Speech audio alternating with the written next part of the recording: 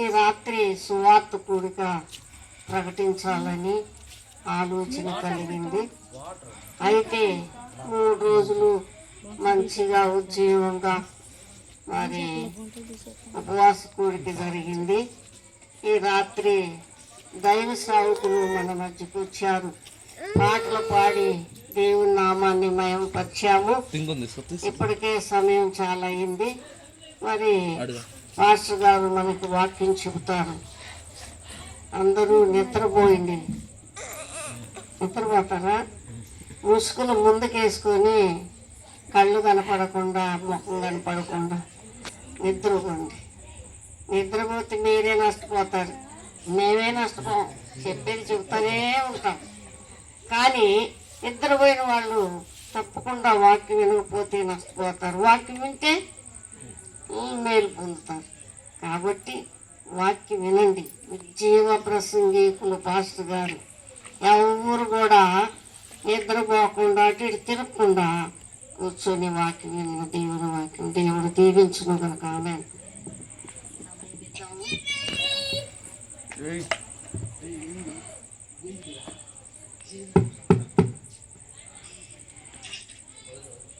ప్రభు యేసుక్రీస్తు నామములో మీ అందరికీ నా హృదయపూర్వకమైన వందనాలు తెలియజేస్తున్నాను. నన్ను నేను పరిచయం చేసుకోవాల్సిన అవసరం లేదనుకుంటా. ఎందుకంటే మనం తరచుగా కలుసుకునే ఉంటాము.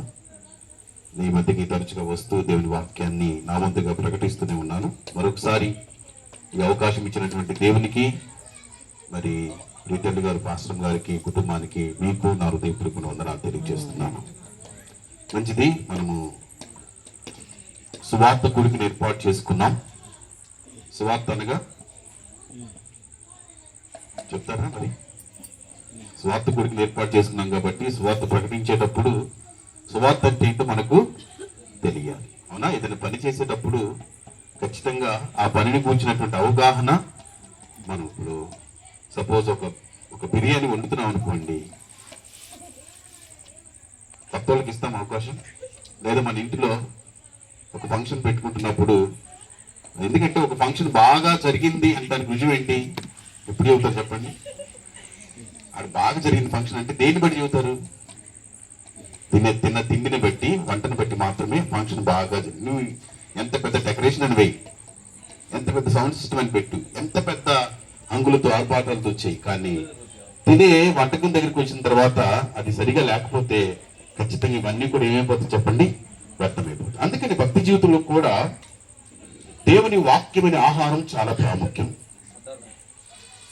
ఈ ఆహారం అనేది మనం సరిగా రుచించకపోతే, ఈ ఆహారాన్ని సరిగా మనం తీసుకోకపోతే మిగతా మనం ఏమి చేసినా సరే దానికి ప్రయోజనము ఉండదనే విషయాన్ని జ్ఞాపకం చేస్తున్నాను. అందుకని దేవుని సన్నిధిలో కూర్చున్న మనము ప్రత్యేకంగా మన స్వజనుల మధ్యలో, స్వగ్రామంలో మనం నమ్మిన సత్యాన్ని ఇతరులకు బోధించాలని ఆశపడుతున్నప్పుడు ముందు దాని గురించినటువంటి పరిపూర్ణ అవగాహన మనం తెలుసుకోవాలి. ఏది పడితే మాట్లాడటమో, ఏది పడితే చెప్పడం కాకుండా, ఎందుకంటే మన భారతదేశంలో దేవుళ్ళుగా పిలువబడుతున్నవారు, దేవతలుగా పిలువబడుతున్నవారు కోకొల్లలు, తక్కువేం లేరు. దేవుడు లేని జనాంగానికి మనం బోధించట్లా.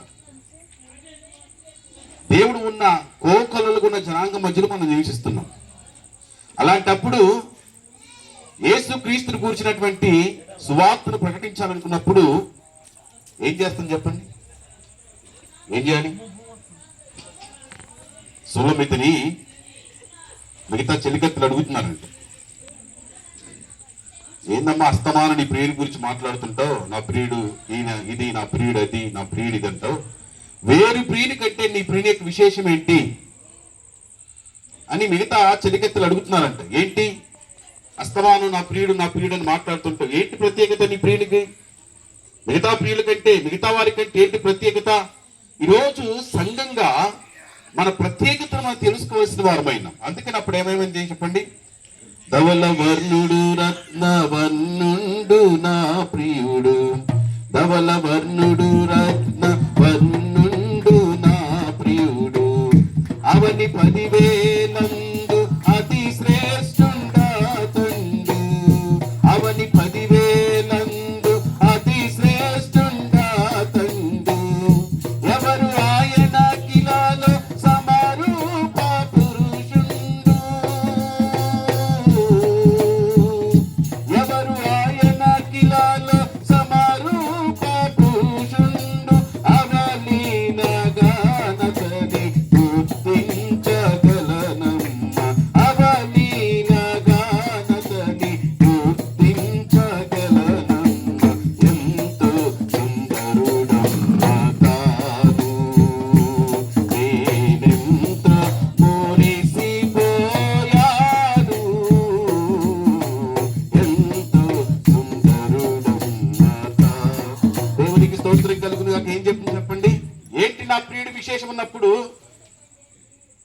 ఆమె నా ప్రియుడు మంచి ధనవంతుడు,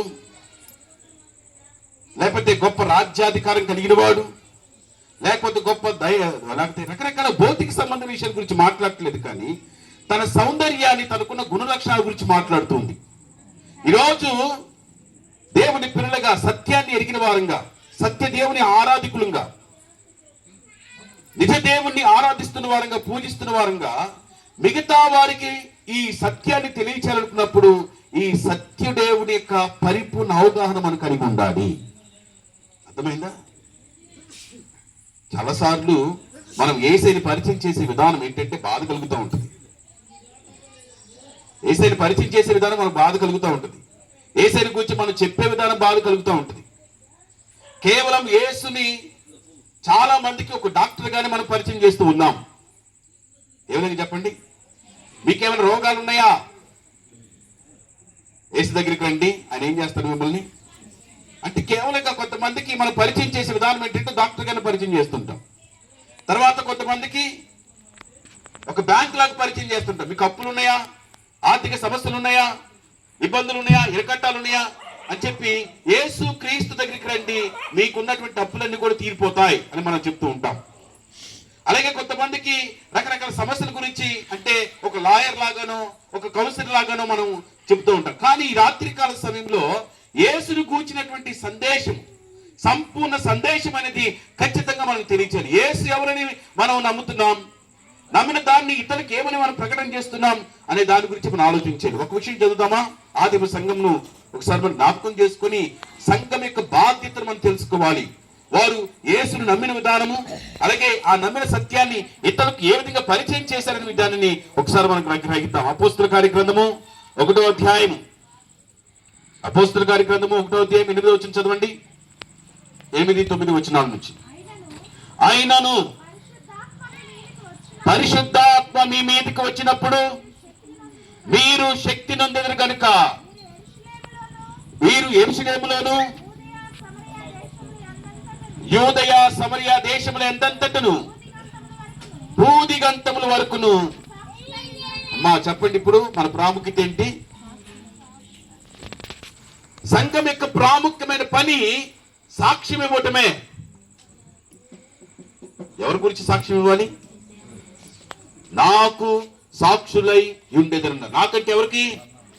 యేసును కూర్చున్నటువంటి సాక్ష్యం ఇవ్వాలి. అయితే యేసును కూర్చున్న సాక్ష్యం ఏమిస్తున్నాం? ఆదిమ సంఘం ఏమిచ్చింది? ఈరోజు మనం ఇచ్చే సాక్ష్యం ఏంటో ఒకసారి ఆలోచన చేయవలసిన అవసరం ఉంది. ఎందుకంటే మిగతా మతాల్లో అద్భుతాలు జరుగుతున్నాయి, సూచక్రియలు జరుగుతున్నాయి. ఏం జరగకపోతే వాళ్ళు అక్కడిక్కడ పరిగెత్తరు. కానీ యేసును కూర్చి ప్రత్యేకతను మనం చెప్పాలి. ఇక్కడ ఆదిమ సంఘానికి దేవుడిచ్చినటువంటి గొప్ప ఆజ్ఞ ఏంటంటే మీరు నాకు సాక్షులై ఉంటారు, మీరు నాకు సాక్షులై ఉంటారని చెప్పాడు. ఇందుకు ఏ సాక్ష్యం ఇవ్వాలి మనము? అందుకే 3వ అధ్యాయానికి రండి. 3వ అధ్యాయానికి రండి. ఏ సాక్ష్యం ఇస్తున్నారో ఒకసారి జ్ఞాపకం చేసుకుందాం. 3వ అధ్యాయానికి రండి. అపోస్తుల కార్యగ్రంథము 3వ అధ్యాయము ఏమని సాక్ష్యం ఇస్తున్నారు చూడండి ఒకసారి. అపోస్తుల కార్యగ్రంథము 3వ అధ్యాయము 14-15 వచనాలు చదువుదాం. 3వ అధ్యాయం 14-15 ఏ సాక్ష్యం ఇస్తున్నారు చూడండి ఒకసారి. మీరు పరిశుద్ధుడును నీతిమంతుడైన వానిని నిరాకరించి నరహంతకుడైన మనిషిని మీకు అనుగ్రహింపమని అడిగితిరి. మీరు వీరిని మాట వరించిన సాక్ష్యం చూడండి. మీరు జీవాధిపతిని చంపితిరి గాని దేవుడు ఆయనను మృతుల నుండి లేపెను, అందుకు మేము సాక్ష్యము. దేవునికి స్తోత్రం చెప్పండి. ఏ సాక్ష్యం ఇది? వాళ్ళు చెప్తున్న మాట ఏంటి చెప్పనా? పరిశుద్ధుడు, రెండోది నీతిమంతుడు. మీరు పరిశుద్ధుడిని నీతిమంతుని నిరాకరించండి. అంటే యేసుని గురించి వారు మాట్లాడుతున్నప్పుడు యేసు ఒక డాక్టర్ అండి, యేసు ఒక బ్యాంక్ అండి, యేసు అదండి ఇదని చెప్పి భౌతిక సంబంధమైన దాని గురించి మాట్లాడలేదు. వారు సాక్ష్యం ఇచ్చేటప్పుడు సమాజానికి వారు యేసుని గురించి పలకరించేటప్పుడు, లేకపోతే యేసుని యొక్క పరిచయం చేసేటప్పుడు ఏమని సాక్ష్యం ఇస్తున్నారంటే ఆయన పరిశుద్ధుడు, దేవునికి స్తోత్రం కలుగును గాక. ఎవరైనా మొదట Jesus is holy, my God is holy. యేసుక్రీస్తు పరిశుద్ధుడు, నా దేవుడు పరిశుద్ధుడు. పరిశుద్ధుడు దేవునికి స్తోత్రం కలుగును గాక. ఈరోజు చాలా మంది మన భారతదేశంలో అంట 33,000 కోట్ల మంది దేవుళ్ళుగా పిలువబడుతున్నారు, దేవతలుగా పిలువబడుతున్నారు అన్నారు. దేవుడు అనే వ్యక్తి అర్షత్ వర్గాలకి వేరే ఉండాలి. కామము, క్రోధము, మదము, మత్సరము అనే కొన్ని రకాలైనటువంటి ఉన్నాయి లక్షణాలు. ఇవన్నీ మనిషికి ఉంటాయి. ఈ అర్షత్ వర్గాలకి వేరుగా అత్యుత్తుగా ఉండాలి దేవుడు అనేవాడు. ఒకవేళ ఆ దేవుడిగా కొలబడుతున్న వ్యక్తి, దేవతగా కొలబడుతున్న వ్యక్తి మనవలే ఇలాంటి లక్షణాలతో, ఇలాంటి వ్యామోహాలతో, ఇలాంటి కోరికలతో ఉంటే ఇంకా మనకి వాళ్ళకి తేడా ఏంటి చెప్పండి? సార్ ఆలోచించాలి. మనం నమ్మే దాని గురించి చాలా జాగ్రత్తగా పరిశీలించాలి. ఇప్పుడు యేసుని గురించి మాట్లాడుతున్నప్పుడు, యేసుని గురించి సాక్ష్యం ఇస్తున్నప్పుడు, సువార్త ప్రకటిస్తున్నప్పుడు యేసును ఈ లోకంలో ఏదో ఒక బ్యాంక్ లాగానో, ఒక డాక్టర్ లాగానో, ఒక యాక్టర్ లాగానో, లేకపోతే ఇంకోటి ఏదో అవసరాలు తీర్చేవాళ్ళగా పరిచయం చేయట్లేదు. వాడు ఏమని పరిచయం చేస్తారు చెప్పండి? My God is Holi. నా దేవుడు ఎవరు చెప్పనా? నేను నమ్మిన దేవుడు ఎవరు చెప్పనా? పరిశుద్ధుడు దేవునికి స్తోత్రం కలుగును గాక. నా దేవుడు పరిశుద్ధుడు కాబట్టి ఆయన నన్ను పరిశుద్ధుడిగా మార్చాడు, నన్ను పరిశుద్ధురాలుగా మార్చాడు. కాబట్టి ఆలోచించాలి ఒకసారి. ఇప్పుడు బురదలో పడిన వ్యక్తిని బయటికి తీయాలంటే బురదలో ఉన్నవాడు బయటికి తీస్తాడా? తీయగలడా? చెప్పాలి ఒకసారి ఆలోచించి. బురదలో ఉన్న వ్యక్తిని బయటికి తీయాలంటే బురదకు వెలుపలా ఉండాలి. ఒకవేళ బురదలో ఉన్న వ్యక్తి మనల్ని బయటికి తీయగలడా? చేయలేడు. అలాగే ఈరోజు ఒకసారి ఆలోచించాలి. ఎందుకు యేసును మనం నమ్మాము?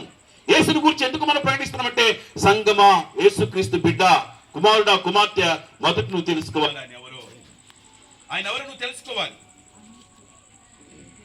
ఆయనకున్నటువంటి గుణ లక్షణాలు ఏంటో నువ్వు తెలుసుకోవాల్సిన అవసరం ఉంది. దాన్ని మనం ప్రకటించాలి కదా. ఈ సత్యాన్ని మనం జ్ఞాపకం చేసుకోవాలి. ఆదిమ సంఘం యొక్క సాక్ష్యం ఏంటంటే, వారు యేసుని ఆయన ఏమై ఉన్నాడో అదే ప్రకటించాడు తప్ప ఈ భౌతిక సంబంధమైన రూపాన్ని, ఆలోచన విధానాన్ని ప్రజలకి చూపించదు. యేసుక్రీస్తు వారు కూడా తన ఎదుకు వచ్చిన ప్రతి ఒక్కరికి మొదట ఆత్మ సంబంధమైనటువంటి ఆలోచన విధానాన్ని కలిగించాడు. మార్కు సువార్త 2వ అధ్యాయంలో ఒక పక్షమైన రోగంతో బాధపడుతున్న వ్యక్తి ఉన్నాడు. ఎంతో బాధపడుతున్నాడు? పక్షం. అతను నడవలేని స్థితిలో ఉన్నాడు. అతని నలుగురు స్నేహితులు కూడా అతను యేసు వద్దకు తీసుకుని వచ్చాడు. ఆయన ఒక ఇంట్లో ఉన్నాడని తెలుసుకొని ఆ ఇంటి వద్దకు తీసుకొచ్చినప్పుడు ఏమని చెప్పండి? ఆ ఇంట్లో చాలా మంది ఉండటం వలన లోపల ప్రవేశించిన కష్టతరంగా మార్చబడింది. వారు ఇంటి పైకప్పు విప్పి మంచుతో పాటు ఆ పక్షవాయు గల రోగిని ఏం చేశారు చెప్పండి? యేసు ముందర అలా దించేశారు. ఎందుకు తీసుకొచ్చారు ఆయన్ని? రోగం బాగోటానికే కదా, పక్షవాయు రోగం చూపించారు కదా. కానీ మొదట ఏం చెప్తున్నాడు చెప్పండి? యేసు, కుమారుడా, నీ పాపములు క్షమించబడి ఉన్నాయి, దేవునికి స్తోత్రం కలుగును గాక. ఏం చెప్తున్నాడు? నీ పక్షవాయు నుంచి నువ్వు శుద్ధులవుగాలి అని చెప్పాలి కదా. లేచి ఇంకో వ్యక్తితో చెప్పారు కదా, 35 సంవత్సరాలకు పడిన వ్యక్తితో లేచి నీ పరుపెట్టుకు నడవమని చెప్పాలి కదా. అలా చెప్పకుండా మొదలు చెప్తున్న మాట ఏంటంటే, నీ పాపములు క్షమించబడి ఉన్నవి అని చెప్పాడు. కారణం ఏంటి చెప్పనా? ఈరోజు మనిషి జీవితంలో ఉన్నటువంటి ప్రతి సమస్యకు మూలం, ప్రతి దానికి ఆ మూలం ఏంటంటే తనలో ఉన్నటువంటి పాపమే, తనలో ఉన్నటువంటి దోషమే. ఈరోజు మనిషి తాను నష్టపోవడానికి, తాను కృషించిపోవడానికి, తాను నశించిపోవడానికి గల కారణము బయట నుంచి ఏవో లోపలికి వచ్చి తననేదో నష్టపరిచిన అనుకుంటున్నారు చాలా మంది. బయట నుంచి తినే ఆహారము, బయట నుంచి తాగే ఆహారము, లేకపోతే నీళ్లు, అలాగే లేకపోతే కట్టుకునే విధానము, చేసే ఉద్యోగము. దయచేసి గమనించండి, వాక్యం చెప్తున్న మాట ఆలోచించేద్దాం మనం ఒకసారి. మనిషికి ఈరోజు తను నష్టపోవడానికి, నశించిపోవడానికి, కృషించిపోవడానికి గల కారణం ఏంటంటే బయట నుంచి లోపలికి వెళ్ళేది ఏది కాదు, తనలోనే. దేవునికి స్తోత్రం కలుగును గాక. అందుకే స్టీవెన్సన్ గారు ఒక పాట రాశాడు. మనసున్న మంచి దేవా, నీ మనసును నాకిచ్చావా, మనసు మలినమైన నాకై మనిషిగా దిగి వచ్చావా. మనసున్న మంచి దేవా, నీ మనసును నాకిచ్చావా, మనసు మలినమైన నాకై మనిషిగా దిగి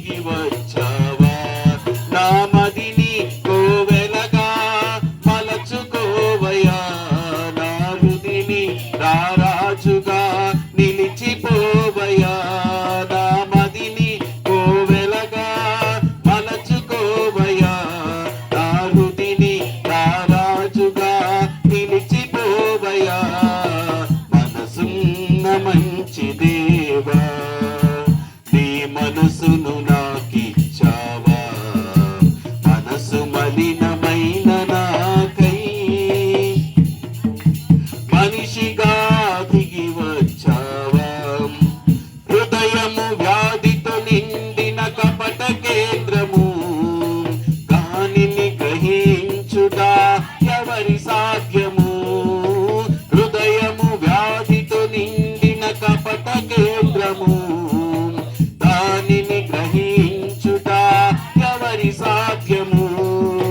మనసు మర్మమెరిగిన మహనీయుడా, మనసు మార్చగలిగిన నిజ దేవుడా. మనసు మర్మమెరిగిన మహనీయుడా, మనసు మార్చగలిగిన నిజ దేవుడా. నా మదిని కోవెలగా మలచుకోవయ్యా, నా హృదిని రారాజుగా నిలిచిపోవయ్యా. దేవునికి స్తోత్రం కలుగును గాక. ఈరోజు మనిషికి ఉన్నటువంటి ప్రధాన సమస్య తనకు తెలియకపోవడం పిల్లలు. అందుకే యెషయా గ్రంథం 1వ అధ్యాయం మనం చూసినప్పుడు ప్రతివాడు ఏం చెప్పాడు చెప్పండి, అరికాలు మొదలుకొని నన్నెత్తి వరకు స్వస్థత లేదు, ప్రతివాడు నడినెత్తిని వ్యాధి. మనిషి జీవితంలో ఈ రోజు వస్తున్నటువంటి సమస్యకు కారణం ఏంటంటే తను ఉంటున్న ఇల్లు, లేకపోతే తను చేస్తున్నటువంటి ఉద్యోగమో, లేకపోతే బయట నుంచి లోపలికి వెళ్ళి ఏది కూడా కాదు, తన మనసు అనే విషయాన్ని జ్ఞాపకం చేసుకోవాలి. అందుకే సామెత గ్రంథం 17:3 జ్ఞాని అయిన సొలొమోను గారు ఒక మాట అంటాడు. ఏమంటాడంటే చూడండి, వెండికి మోస తగినది, బంగారునకు కొలిమి తగినది హృదయ పరిశోధకుడు యెహోవాయే. దేవునికి స్తోత్రం కలుగును గాక. ఏమండి, వెండిని శుభ్రం చేయాలంటే ఏం చేయాలి? వాషింగ్ పౌడర్ నిర్మా, వాషింగ్ పౌడర్ నిర్మా అని ఆ నిర్మా పౌడర్ వేస్తే మారిద్దా చెప్పండి? వెండికి ఉన్నటువంటి మలినము పోవాలంటే సర్ఫెక్సల్ వేస్తే రుద్దే పోయిద్దా? అది కూడా మంచి సోప్, మంచి మంచి పౌడర్లే కదా. ఏరియల్ వేస్తే మంచి కంపెనీ ఏరియల్, ఆ పౌడర్ వేసిన దాన్ని బాగు చేస్తే పోయిద్దా? వెండికి ఉన్నటువంటి మలినం పోవాలంటే ఖచ్చితంగా అది ఎక్కడికి వెళ్ళాలి? మూస ద్వారా మాత్రమే. దేని ద్వారా చెప్పండి? వెండికి ఉన్నటువంటి మలినం పోవాలంటే ఖచ్చితంగా మూసను వాడాలి. మూసను తప్ప దేనిని వాడినా అందులో ఉంటుంది మలినము పోదు. అలాగే బంగారునకు కొలిమి తగినది అన్నాడు. బంగారుకి ఏం తగినది? అంటే బంగారము అగ్ని చేత ఏం చేయబడాలి? ఖచ్చితంగా శుద్ధీకరించు. అగ్నిలో వేస్తేనే బంగారం ఏం చేయబడుతుంది. ఇంకా దేన్ని వాడినా, ఎంత ఖరీదైన నీటితో కడిగినా, ఎంత ఖరీదైన సోపుతో వాడినా, సర్పుతో రుద్దినా పోయిన బంగారానికి ఉన్నటువంటి మలినము ఖచ్చితంగా బంగారానికి ఉన్నటువంటి ఆ యొక్క మలినం పోవాలంటే అగ్నిలోనే వేయబడాలి. అలాగే మనిషికి హృదయం తనకు అర్థం కావాలంటే, అర్థం చేసుకోవాలంటే ఒక్కడే, ఆయనే యేసుక్రీస్తు వారు. దేవునికి స్తోత్రం కలుగును గాక. యేసు వద్దకు వస్తే తప్ప, యేసు తప్ప నీకున్నటువంటి స్థితిని, నీ గతిని, నీ సమస్యను ఇంకెవరు కూడా తెలుసుకోలేరు. దయచేసి ఇది గమనించాలి. అందుకనే అతడికి ఆ స్థితిలో ఎందుకున్నాడు ఎవరికి తెలియదు. ఎందుకున్నాడు ఆ స్థితిలో, ఎందుకు వచ్చింది నీకు పక్షవాయం అంటే చాలా మందికి తెలియదు. కానీ యేసయ్య అంటాడు కదా, కుమారుడా నీ పాపములు క్షమించాడు. ఎందుకంటే అతనికి ఆ సమస్య రావడం గల కారణం ఏంటంటే అతనిలో ఉన్నటువంటి పాపం. దయచేసి రాత్రి గ్రహించాలి పిల్లరా, యేసు తప్ప మనకున్నటువంటి ప్రధాన సమస్యను గ్రహించగలిగినటువంటి దేవుడు, గ్రహించి దానికి సరైనటువంటి ట్రీట్మెంట్ ఇవ్వగలిగినటువంటి దేవుడు ఈ భూమి మీద ఎవడు కూడా లేడని విషయాన్ని మనం తెలుసుకోవాలి. అందుకని కేవలం పరిశుద్ధుడైన వ్యక్తి మాత్రమే పాపిని పరిశుద్ధుడిగా మార్చారు. అందుకని ఏం చెప్తున్నారు వాళ్ళు? ఏం చెప్తున్నారంటే దయచేసి గమనించండి, మీరు పరిశుద్ధుడును నీతిమంతుడైన వాని అనమాట. ఏమని పరిచయం చేస్తున్నారు? సాక్ష్యం ఇచ్చేటప్పుడు ఏమని పరిచయం చేస్తున్నారంటే ఆయనకి ఏదో చెప్పట్లేదు, కానీ ఆయనటువంటి వ్యక్తిత్వాన్ని గురించి మాట్లాడుతుంది. ఈ రోజు సంఘంగా మనందరం కూడా క్రీస్తుని గురించి పరిచయం చేయవలసిన విధానం ఇదే. కాళ్ళు నొప్పులు తగ్గుతాయి, కళ్ళు నొప్పి తగ్గుతాయి, అది జరిగింది ఇది జరిగింది అంటే ఈ మాకు కూడా జరుగుతున్నాయి అనుకుంటారు చాలా మంది. దయచేసి గమనించండి మాట. మా ప్రేయర్ టీంలో ఒక కుటుంబం ఉంది. ఆ కుటుంబము ఏ పేరు పెట్టుకున్నారంటే వారు ముస్లిమ్స్ కాదు, అయినా సరే పెద్ద మస్తాన్ చిన్న మస్తాన్ అని పెట్టుకున్నారు. నాకు అర్థం కాల. పెట్టుకుంటే ఏ ఇస్సాకు యాకోబు అది పెట్టుకోవాలి కదా, మరి పెద్ద మస్తాన్ చిన్న మస్తాన్ ఎందుకు పెట్టుకున్నారంటే అప్పుడు వాళ్ళు చెప్తారు కదా ఏమనంటే, మా అమ్మ నాన్నకి పిల్లలు పుట్టి చనిపోతున్నారు కాబట్టి పుడుతున్న వ్యక్తులు ఏంటంటే చెప్పండి చనిపోకుండా ఉండాలని మేము అన్ని ప్రయత్నాలు చేసాం. కానీ ఒకసారి నెల్లూరు దగ్గరికి వెళ్ళాం, దర్గా దగ్గరికి వెళ్ళి అక్కడ మొక్కుకున్నాము. ఈసారి పుట్టేవాళ్ళు నిలబడితే జీవిస్తే నీ పేరు పెట్టుకుంటా ఉన్నారంట. ఎక్కడికి వెళ్ళి మొక్కున్నారు? దర్గా దగ్గరికి వెళ్ళి మొక్కున్నారు. ఒక ఆయన పుట్టాడు, ఆయనకేం పెట్టాడు? పెద్ద మస్తాన్. మస్తానే కానీ పెద్ద మస్తాన్. ముగ్గురు పుట్టారు. తర్వాత ఇద్దరు బిడ్డలకి ఏం పెట్టాడు? పెద్ద మస్తాన్ అంటాడు, చిన్న మస్తాన్ అంటాడు. ఇద్దరు మగ పిల్లలకు ఆ పేర్లు పెట్టాడు. ఎందుకు పెట్టారంటే ఇది అక్కడికి వెళ్ళి నేను మొక్కుకున్నాను అందుకని ఆ పేర్లు పెట్టవచ్చు. ఇప్పుడు నేను అంటాను కదా, ఎక్కడికి వెళ్తే పిల్లలు పుట్టరు? ఎక్కడికి వెళ్తే దెయ్యాలు బాగు అనుకుంటున్నారు మీరు? ఎక్కడికి వెళ్తే మీరు స్వస్థత జరగనుకుంటున్నారు? జరుగుతాయి, గుర్తుపెట్టుకోండి మాట. కానీ వీటిని మాత్రమే బేస్ చేసుకొని మనం యేసుని పరిచయం చేస్తే మన పప్పులో కాలేసినట్లే. కానీ సంఘం యొక్క ప్రాముఖ్యమైన సాక్ష్యం ఏంటంటే ఆయన పరిశుద్ధుడు, రెండోది నీతిమంతుడు. ఇంకో మాట అంటారు కదా, మీరు జీవాధిపతిని చంపారు. ఎవరిని చంపారు మీరు? జీవాధిపతి. ఇది గాస్పెల్, ఇది సువార్త అంటే. సువార్త అంటే యేసు వద్దకు రండి మీకున్న అప్పులు పోతాయి, యేసు వద్దకు రండి మీకున్న రోగాలు పోతాయి, యేసు వద్దకు రండి పూలు గుడిసెలు ఉంటే తర్వాత డాబాలోకి వస్తారు, యేసు వద్దకు రండి అవి జరిగితే ఈ జరిగితే కాదు. ఈరోజు ఈ సాక్ష్యాలు ఇవ్వటం వల్లనే చాలా వరకు క్రైస్తవానికి మనం లేకపోతే సమాజానికి క్రైస్తవం చాలా వేరుగా మార్చబడింది పిల్లలు. అనేక మందిని ఎందుకు మనం సంపాదించలేకపోతున్నామంటే సంఘంగా సాక్ష్యం ఇచ్చే విషయంలో చాలా పొరపడుతున్నాం మనము. ఆదిమ సంఘం యొక్క సాక్ష్యం ఏంటంటే ఆయన ఏమై ఉన్నాడు, ఆయన ఏమి ఇచ్చాడో కాదు. ఇక్కడ యేసు స్వస్థపరచగలడు, యేసు బాగు చేయగలడు, యేసుని స్థితిని మార్చగలడు, యేసుని అవసరాలు తీర్చగలడు. కానీ అత్యంత ప్రాముఖ్యమైనది ఏంటంటే ఆయన నీ పాపం నుండి పవిత్రపరిచి నేను పవిత్రుడిగా చేసి నీకున్నటువంటి పాపాన్ని శుద్ధీకరించి నేను నీతిమంతుడిగా చేసి ఆయన నిన్ను మోక్షానికి తీసుకెళ్ళగలడు. దేవునికి స్తోత్రం చెప్పండి ఒకసారి. మీరు జీవాధిపతిని చంపారు కానీ దేవుడు ఆయనను మృతుల్లో నుండి. ఈ భారతదేశంలో లేదా ప్రపంచవ్యాప్తంగా ఆకాశం కింద అనేక మంది దేవులుగా పిలువబడిన వారు, కొనియాడబడిన వారు, పూజించబడిన వారు, పూజలు చేయబడిన వారు చనిపోయారు, సమాధి చేయబడ్డారు. నేటి వరకు వారి సమాధి అలానే ఉంది. కానీ మీరు జీవాధిపతిని చంపారు కానీ దేవుడు ఆయనను మృతుల్లో నుండి లేపాడు. నా దేవుడు జీవము గల దేవుడు, మృతుడైన దేవుడు కాదు. నా దేవుడు సజీవుడైన దేవుడు. ఆయన సర్వయుగములలో సజీవుడు. దయచేసి గమనించండి, నేటికి ఆయన సమాధి సజీవ సాక్ష్యంగా ఉంది. దేవునికి స్తోత్రం కలుగును గాక. సజీవ సాక్ష్యంగా ఉంది. నేటికి ఇశ్రాయేల్ దేశంలో ఆయన సమాధి ఖాళీగా కనపడుతుంది.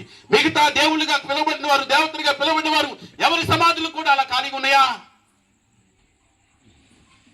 దయచేసి సత్యాన్ని మనం తెలుసుకోవాలి. ఇది మన పునాది కావాలి. ఇది మొదట మనం నమ్మాలి పిల్లరా. క్రైస్తవంగా మొదట మనం విశ్వసించాలి. నీ దేవుడు ఎవరు అని చెప్పినప్పుడు నా దేవుడు పరిశుద్ధుడండి, నా దేవుడు ఎవరు? నీతిమంతుడు, నా దేవుడు జీవం గల దేవుడు. ఆయన మరణించి తిరిగి లేచాడు.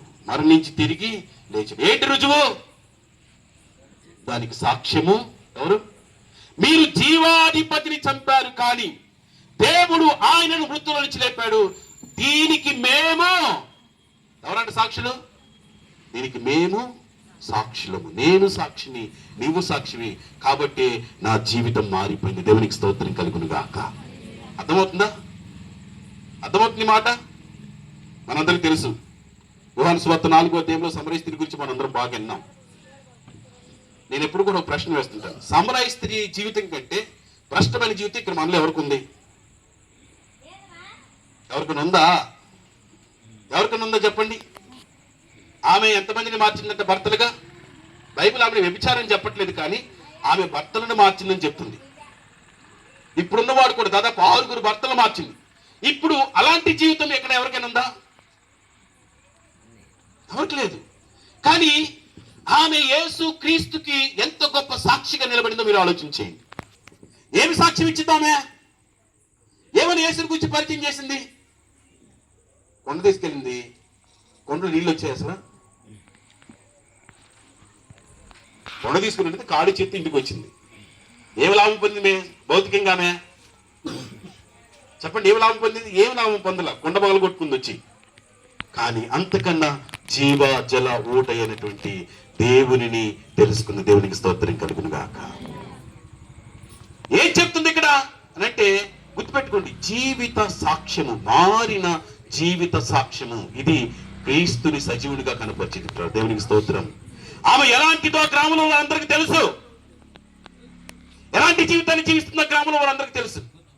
నేను అంటాను కదా, చాలాసార్లు ప్రశ్న వేస్తుంటాను, ఎంతసేపు మాట్లాడి ఉంటుంది దేశైతో? ఎంతసేపు మాట్లాడి ఉంటుంది? మనము యేసు నమ్మి ఎన్ని సంవత్సరాలు అయింది? ఆమె యేసైతే ఎంతసేపు మాట్లాడి ఉంటుంది? తమ్ముడు చెప్పగలవా ఎంతసేపు మాట్లాడి ఉంటుంది? పెద్దయిలా ఎవరైనా చెప్తారా ఎంతసేపు మాట్లాడి ఉంటుంది యేసైతో? సమరయ స్త్రీ. మనందరి తృప్తి కోసం ఒక 5 గంటలు వేసుకున్నాం. ఎన్ని గంటలు? నాకు తెలిసి అంతసేపు కూడా మాట్లాడి ఉండదు. 5 గంటలు. 5 గంటల తర్వాత తన జీవితం ఏంటి? మనం రక్షణ పొంది ఎంతకాలం అయింది? మనం బాప్తీసం తీసుకుని ఎంతకాలం అయింది? దేవుని ఆరాధన చేస్తే ఎంతకాలం అయింది? 5 గంటల్లోనే ఒక గ్రామాన్ని యేసు ఎవరో పరిచయం చేసి యేసు వద్దకు ఆకర్షించిన ఆమె, మరి నువ్వు బాప్తీసం తీసుకొని రక్షణ పొంది మందిరానికి వస్తూ ఎన్ని సంవత్సరాలు అవుతుంది? ఎంతమందిని యేసు వద్దకు మనం నడిపించాను అనుకున్నావు కదా. మనము మైక్ ద్వారా ప్రకటించాలి కాదంట, కానీ దీని ద్వారానే ప్రజలు యేసు వద్దకు వస్తారనుకుంటుంది మన ప్రేమ. మన జీవితం ద్వారా. దేని ద్వారా చెప్పండి? మన జీవితం ద్వారా. మారిన నీ జీవితం అనేది దేవుడు కోరుకుంటున్నాడు. మారిన నీ జీవితం ద్వారా తన సజీవుడిగా కనిపించాలని కోరుకున్నాడు. ఒకప్పుడు జీవితానికి ఫుల్ స్టాప్ పెట్టేసి, ఒకప్పుడు మాటలకు ఫుల్ స్టాప్ పెట్టేసి, ఒకప్పుడు ప్రవక్తలకు ఫుల్ స్టాప్ పెట్టేసి, క్రీస్తు యేసునందున్న వాడు నూతన సృష్టి, పాతవి గతించని ఇదిగో సమస్తమును క్రొత్తవాయను. క్రొత్త వ్యక్తిగా నువ్వు మార్చబడినప్పుడు, నువ్వు కనిపించినప్పుడు నీ జీవితాన్ని చూసి అంటుడు అవన్నాడు కదా. ఏమంటుందంటే, నేను చేసినవన్నీ నాతో చెప్పిన వాడిని నేను చూశాను. అంటే ఏం చెప్తుంది? నేను రహస్యంగా జీవించిన జీవితాన్ని నాకు తెలియజేశాడు.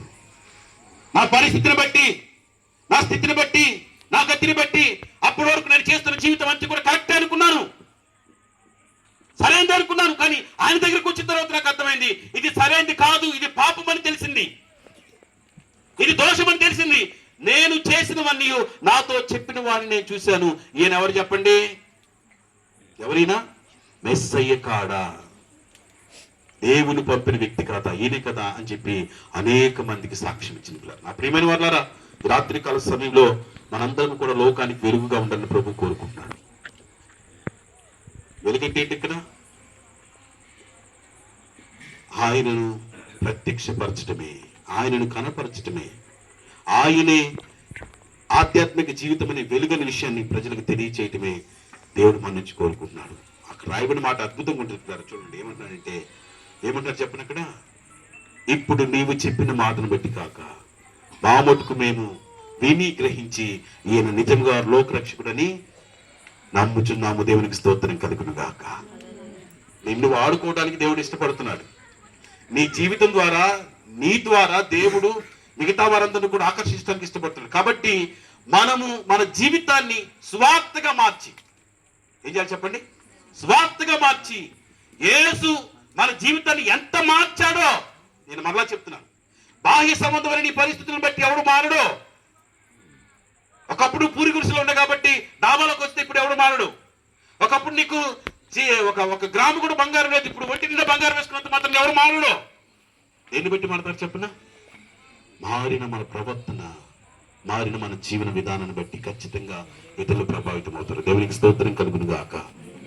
మీరు జీవాధిపతిని చంపారు, కానీ దేవుడు ఆయనను మృతుల్లో నుండి లేపాడు. కారణం ఏంటయ్యా? ఎలా చెప్పగలను అంటే, దానికి మేమే సాక్షులము, మేమే సాక్షులం. ఎందుకంటే మా జీవితాలు ఏంటో మీకు తెలుసు,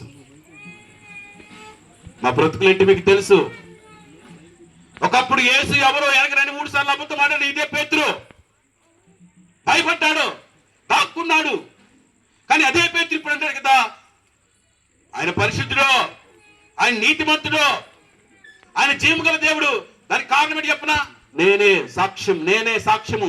పిరికిగా ఉన్నటువంటి పేతురు ధైర్యవంతులుగా మార్చబడారు. ఈ మార్పు చూసి వారందరూ కూడా ఆశ్చర్యపడ్డారంట. ఒక మార్చని నేను ముగిస్తాను చూడండి. అదే అపోస్తుల కార్యగ్రంథము 4:13 చదవండి. 4:13 చూడండి. వారు పేతురు యోహానుల ధైర్యమును చూచినప్పుడు వారు విద్య లేని పామరులని గ్రహించి ఆశ్చర్యపడి వారు యేసుతో కూడా ఉన్నవారని, దేవునికి స్తోత్రం చెప్పండి ఒకసారి. ఎవరితో ఉన్నారని? ఎవరితో ఉన్నారట? మీరు చూడండి, ధైర్యమును చూసి, ఒకప్పుడు లేని ఆ గొప్ప ధైర్యం ఇప్పుడు వచ్చింది పేతురికి. విద్య లేని పామరులు, కానీ ఎలాగా మాట్లాడుతున్నారు వీళ్ళు. ఈరోజు అక్కడేదో జరిగిందమ్మా, ఇక్కడేదో జరిగిందమ్మా, వాళ్ళకి అలా చేసాడమ్మా, వీళ్ళకి అలా చేసాడమ్మా, వాళ్ళ జీవితాల్లో కాదు. నువ్వేంటో చూపించు. నీ స్వజనుల మధ్యలో, నీ కుటుంబీకుల మధ్యలో ఎవరి గురించి నువ్వు చెప్పడం కాదు ఇక్కడ. నువ్వేంటో చూపించు, నా జీవితాన్ని నువ్వు చూడు. వారు పేతురు యోహానుల ధైర్యమును చూచినప్పుడు వారు విద్య లేని పామరులని గుర్తించి ఆశ్చర్యపడ్డారంట. ఈరోజు దయచేసి గమనించండి, సమరయ స్త్రీ ఒక 5 గంటల్లోని గొప్ప ప్రభావాన్ని చూపించగలిగింది. ఇన్ని సంవత్సరాలుగా మనం మారు మనసు పొంది, రక్షణ పొంది, మందిరాలకు వెళుతూ మనం ఎంతమందిని ప్రభావితం చేయగలుగుతున్నాము. దేవుడు నిన్ను ఒక సువార్తగా వాడుకోవడానికి ఇష్టపడుతున్నాడు. నిన్నే ఒక సాక్షిగా వాడుకోవడానికి ఇష్టపడుతున్నాడు. దయచేసి ఒక తీర్మానం చేసుకున్నామా? తల్ల వచ్చండి, చిన్న ప్రార్థన చేసుకుందాం. ప్రభువా, నేను నీ కొరకు సాక్షిగా జీవిస్తానయ్యా. నేనే ఒక సువార్తగా మార్చబడతాను. ఎవరి గురించే చెప్పటం కాదు, నా గురించే ఒక సువార్తగా చెప్తానయ్యా. నా జీవితంలో నువ్వు పని చేసిన విధానాన్ని సువార్తగా చెప్తా. మారి నా జీవిత విధానాన్ని ప్రజలు కనపరిచి, నీవు నిజంగా పరిశుద్ధుడువని, నీతిమంతుడువని, జీవం గల దేవుడువని, నా జీవితాన్ని కూడా బ్రతికించావని, నా జీవితంలో మార్పు తీసుకొచ్చావని, నేనే సజీవ సాక్షిగా నేను నీకు ఇక్కడి నుంచి జీవిస్తాను ప్రభు. ఒక చిన్న ప్రార్థన చేయి. నేనే సాక్షినయ్యా, నేనే ఒక సువార్తనయ్యా.